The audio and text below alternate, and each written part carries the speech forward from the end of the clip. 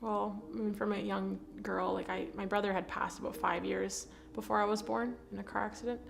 And his name was Francesco. My name's Francesca. And so I think as a young girl, I never understood when I was really, really little. And as I got older, I kind of started to put two and two together as to why my parents were always sad.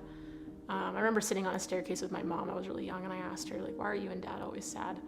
And when she described to me what had happened and everything and who he was and what his name was, it occurred to me really quickly that I will never fill the void of this person. I'm not meant to fill the void of this person, but somewhere innately I kind of thought that's why I was born, was to make them happy, to take away their pain, take away their sorrow.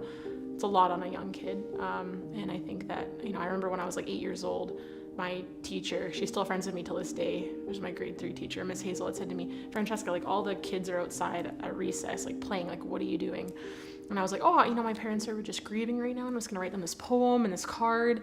And she was like, how old are you again? I remember thinking to myself, like, why do you keep asking me that question? I understand now. But as a young child, I was a bit of an old soul to begin with. But I mean, when you have something like that ingrained in you and you're trying to do whatever you can to make your parents feel loved and try to take away pain that no one really can take away, it shaped me to have a lot more compassion for people, to just be a little bit more gracious and patient with those that are really hurting. For years, I thought that I was born to fulfill a role in my parents' life, and I was meant to be whatever they wanted me to be.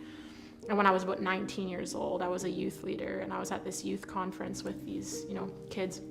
And something that one of the motivational speakers had said on stage really touched me, and I started to cry, and I didn't know why. And one of these kids came up to me. She was about 17, 18 years old at the time. Didn't know much about my journey, but she just looked at me and she said, Francesca, I think maybe someone out there is trying to tell you that you don't need to be Francesco and Francesca, but being you is enough. And I just started to bawl. But I remember in that one very defining moment, I was like, oh my gosh. And it hit me, and something changed. After that, I was like, I'm gonna live the life that I wanna live. I don't need to live for my parents. They'll be proud of me, and I don't need to be somebody else because I'm not supposed to be someone else, right?